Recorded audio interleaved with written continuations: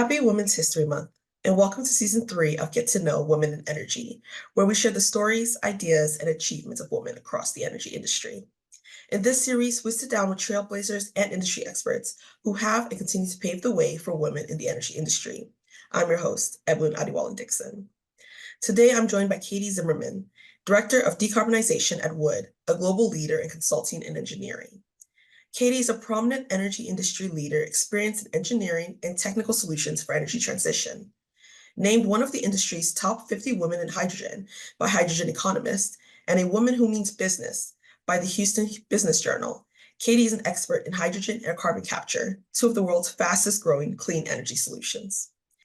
Katie, thank you for joining us today. Thank you for having me, Ebun. Yeah.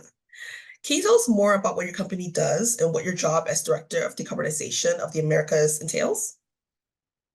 Yeah, I'd be happy to. So at Wood, we're a company of over 36,000 people across over 60 different countries, and 7,000 of those people are located in the United States. And we're really looking at the energy and materials markets. And what we're doing for those is consulting and engineering. And what does energy really mean? Energy covers oil and gas, power, in addition to hydrogen and carbon capture, which are really big growth areas right now.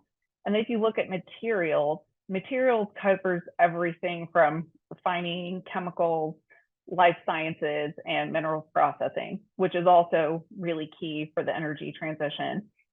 And we offer everything from early advisory services all the way through project execution and operations, and even decommissioning. So I kind of simplify it by saying we do green to green and everything in between. And a cross-cutting driver for us in our business, we have digital and then also decarbonization, which is my focus for the Americas. And as Director of Decarbonization, what I do is I work with clients to help them reduce their emissions by bringing the best of wood. And two categories for decarbonization are reducing emissions on current assets and also building new projects for hydrogen, carbon capture, electrification, alternative fuels. It's a really exciting space and it's changing all the time, which is great. And our company's background is in a lot of these sectors that are bigger emitters just by the nature of what they do. And a lot of them have decarbonization targets. So like oil and gas, power, mining. We know how to reduce emissions and how to optimize assets. We've been doing it for decades and decades. So you need a lot of the people who have those traditional skill sets to be transitioning for the economy that we're trying to build with lower emissions. And so to make deeper, more ambitious emissions reductions, we have to do more than just reduce methane leaks and CO2 emissions. And that's where we talk about clean hydrogen, carbon capture, electrification, biofuels. They're not exactly new solutions. I mean, for example, we've been doing carbon capture and hydrogen at Wood for decades. What's new to the problem right now is scale and how quickly we need to do these projects. And so we're helping clients tackle the challenges of decarbonization. And we're doing that to try to make sure that we can provide clean, affordable, reliable energy and materials for the market. And we're a large company with lots and lots of solutions for clients, but they're more impactful when you can leverage all of the breadth and depth of what we do as a business. Thank you for that, Katie. It seems like you're very, very busy in your role. On the same lines, your career began in oil and gas as a process engineer for offshore and shale market sectors. How do you feel that role contributed to your journey in becoming the director at Wood? So really, it's just, I've always loved problem solving. I'm an engineer by background, and I like to ask kids when I do career talks, who likes to play with Legos?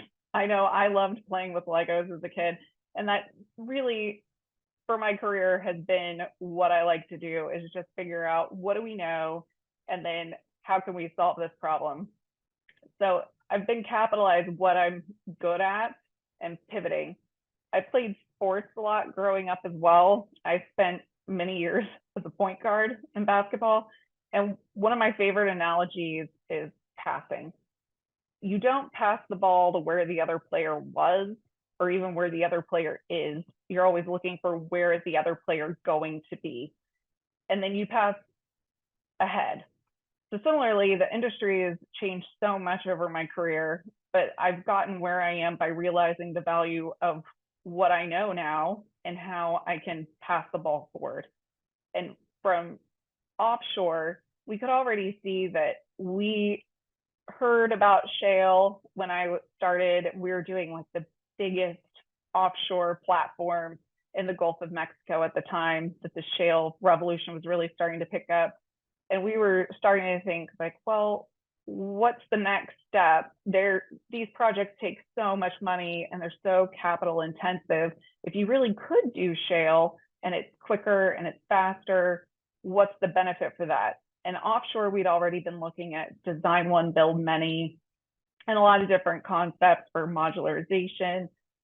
So when shale started picking up, we were able to say, well, if the whole goal is that you have to drill more to get the same amount of oil out of the ground, then maybe we can take the concepts we have from modularization and design one, build many, and pivot into shale. And it was a lot of our same clients. They have a lot of the same issues in shale that they do offshore, which a lot of people don't realize, like water. Water is always an issue. How do you clean it? What do you do with it?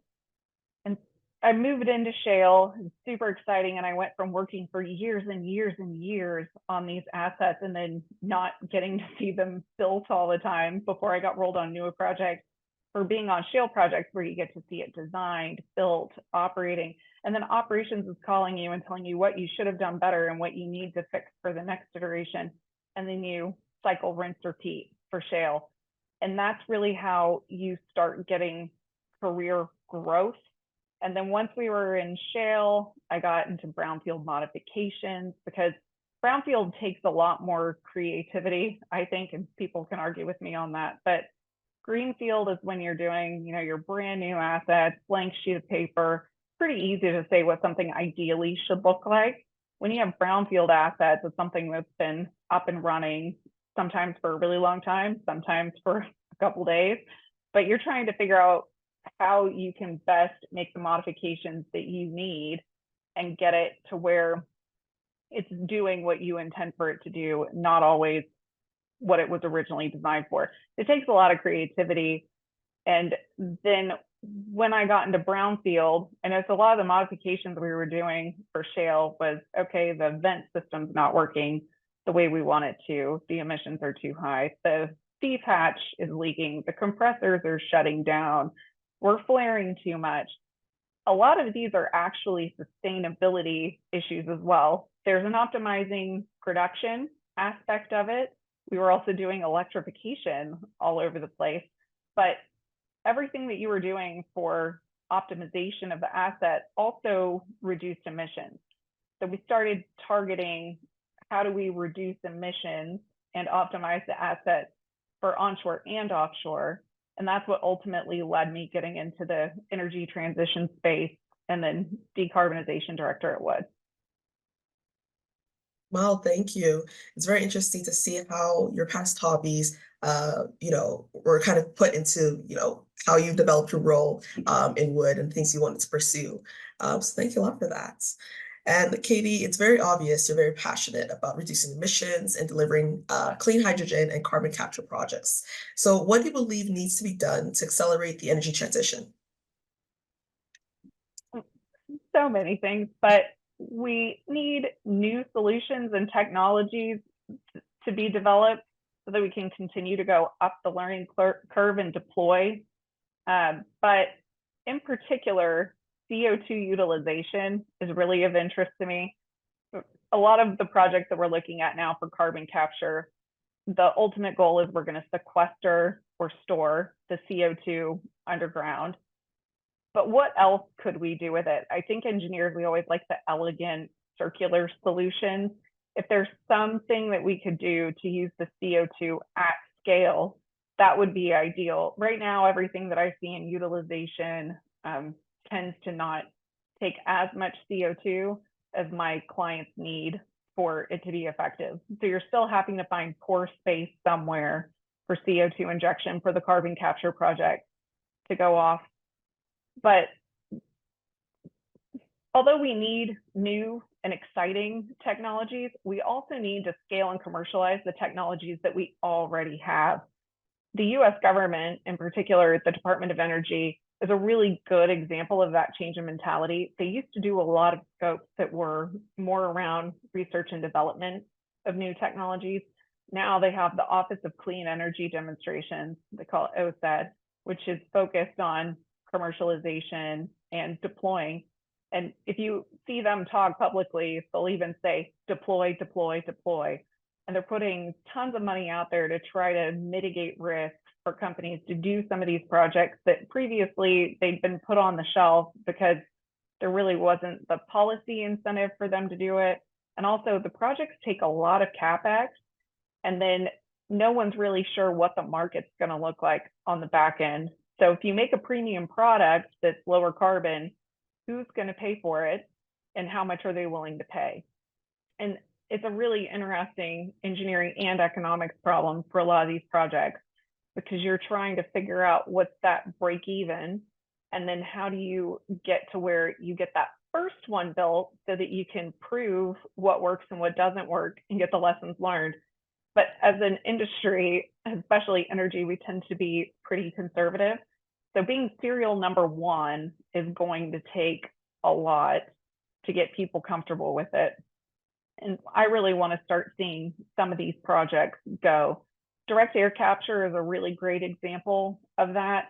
Direct air capture, when I first started working in energy transition, we all said, well, it's a great idea, but it's really expensive. And I have a lot of clients who will tell me, we are not a charity. And that is so true. Everyone has shareholders, everyone has obligations to their business. But when you look at direct air capture, it takes $400 to $800 a ton. And we need that to come down on the cost curve for it to get deployed en masse. And that's where you have now 45Q, the IRS tax codes coming out that are more advantageous for DAC. And you have federal funding in the form of grants, like I mentioned, OSED, and they have DAC hubs where they're putting billions of dollars out there to try to get some of these projects built. Once they're built, and once you have the results on how much did it cost, how does it operate, what does it achieve, it starts making it easier for you to model it and start improving the design and figuring out how are we going to deploy at scale and commercialize. And really, for me, I really want people to remember, if we're not actually building any of these projects, we're not actually achieving anything. Talking about it is great, but that's not actually reducing emissions. It's just wasting time. Perfect. Thank you for those insights. I'm sure it'll give a lot of people things to consider in their opinions of the energy transition. And speaking of transition, I'd like to transition and talk about another important role you play, which is being a mother. Can you share how you find balance as a working parent? Yes, that's an excellent question. I have 4 children. I have a 2-year-old, a 3-year-old, a 9-year-old, and an 11-year-old. And as you can see, that's a variety of stakeholders, as we joke in my house, with differing needs, and every child is different. But parenting has really taught me that I am never really ever in control. The only thing that I can control is how I respond to a situation. And I always tell my kids, the only thing you can control is you. And each child is different, and each project I've worked on is different. And I really thought that my project management skills went to another level after I had children, just because everybody always wants your attention, but you don't have enough time or hands to do everything. So you need to put a lot more effort into figuring out where is your time and effort most needed, and ask for help when you need it. Figuring out how to build a network, kind of like when we do projects, how do you build a supply chain? How do you identify all your stakeholders? How do you figure out what needs to get done in what order for it to be effective? And then what are the things that are just going to waste your time and not move the needle? Really putting focus on what moves the needle and being sure that you put more of your time and effort there. And one thing that I wish more people knew, my parents both worked in oil and gas when I was growing up, and my parents couldn't be at everything. But I knew I was loved and supported. And I like to think that I turned out okay. But I really emphasize that to my kids that we are a team. My husband and I love them and we support them. My husband is, at the point in his career where he's also trying to grow it. And so we are a dual career household. And that means that we're not always at events in person. Sometimes we have to go to other things for the good of the family, and they have a broad network of support that's not always mom and dad, and it helps make them more independent, healthily independent. And I trust them to grow up to be able to go out in the world and face it. And it's okay for us to prioritize, and you can't be at everything to everyone all at once. So I tell people, we're all human, give yourself grace, just do your best. Exactly. And this goes perfectly to my next question. Seeing how you compare being a working parent and the skills you invest at home in your children to working in your career. So, what skills would you say you've gained as a working parent that you think are transferable to working in the industry? Also, another great question. Mm. I think stakeholder engagement, I said it a lot previously, but you're learning to keep calm in a crisis and go into problem solving mode. And then you learn to negotiate. If anyone's dealt with toddlers in particular and preteens, you get different flavors of difficulty. And it's trying to get what you need out of those people who aren't always going to be rational. They're not going to know all the facts that you know. So figuring out what do they need to know to make good decisions and hear me out. And a lot of the things that are super annoying in kids when they're younger, like fighting you and not just being pushovers, I try to remind myself that that's a good thing for them going forward. And it's similar for the business. You want to be challenged, but you want to be healthily challenged. So how do you encourage people to come to you with issues and concerns so that you know what's going on, but then also you're supportive, you hear them out, but when a decision is made, a decision is made. That was a very valuable parenting lesson that I think has really influenced how I manage a team at Wood.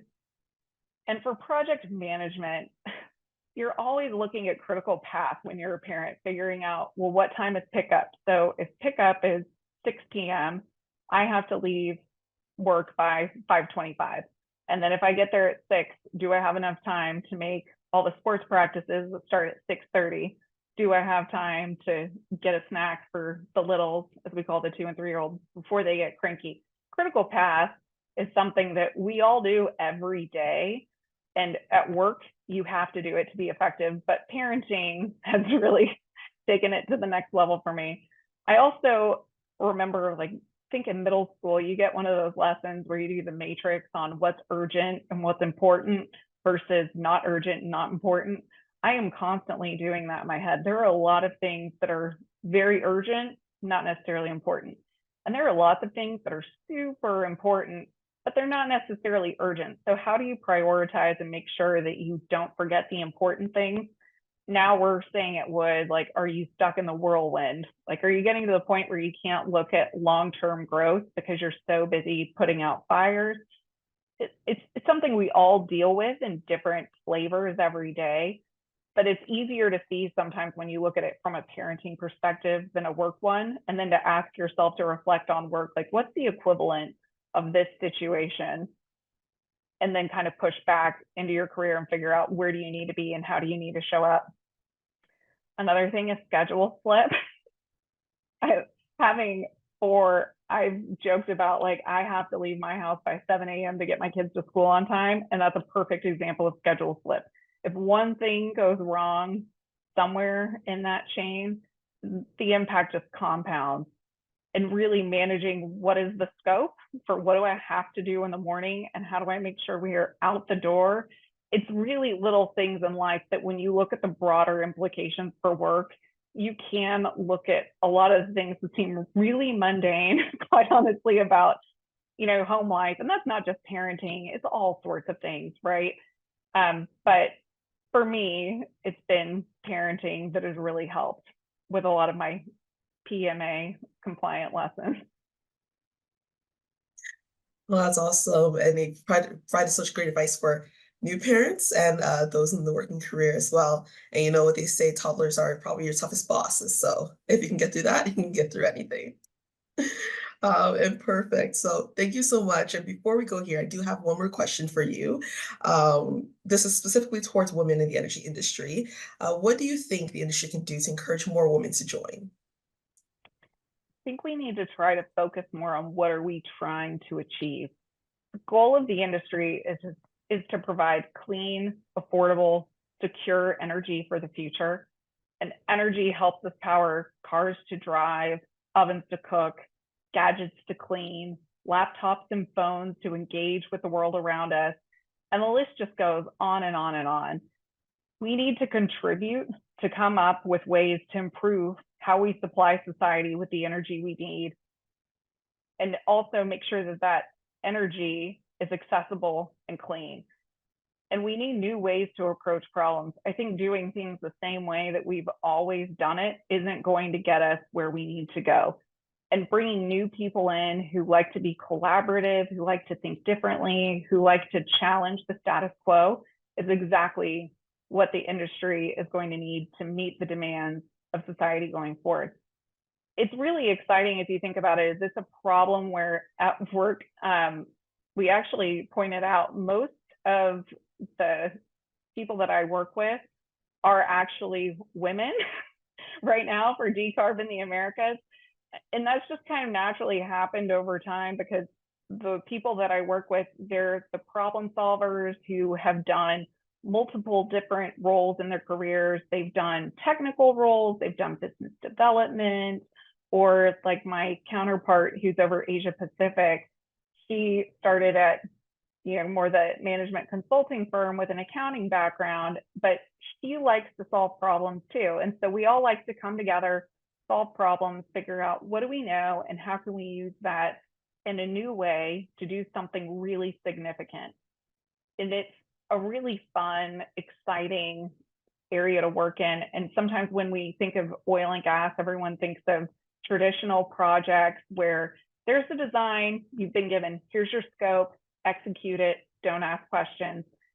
For decarbonization in particular, which oil and gas is a very significant part of, it's more looking at here's the problem, here are all the tools that we have, here are all the things that we know from various parts of the sector. How can we possibly solve this? So you'll have like methane emissions reductions, for example, are needed from upstream. People that have been in upstream know what you need to do to reduce methane. You need to deal with your leaky valves, your leaky pipelines, your vent systems, your flares, keep your compressors online. These are things that we all know about methane, right? And then you have your midstream people who a lot of the things that we know are the same from there. And downstream, you have all of these different products that we make. And what is the impact of if I decarbonize this one aspect of that process on the product that I make on the back end? And if you think about everything that you buy ever, like detergent, paints, anything and everything, it's not just oil and gas. That comes from our industry. So how can we all work together to make sure that we make the future better? And that's what I think we need to be messaging to the next generation. Katie, thank you so much for joining us today. I'm sure your career journey and the ideas you've shared with us today will serve as an inspiration for other women looking to make an impact in the energy industry. If you'd like to keep up with Katie, you can connect with her on LinkedIn, which is linked in the description. But Katie, thank you once again for joining us on Get to Know. Thank you for having me. You can watch the Get to Know Women in Energy series anytime on demand. Visit SP's Energy Stream site at streaming.sp.org. I'm Ebun Adewole-Dickson, and we'll see you next time on Get to Know.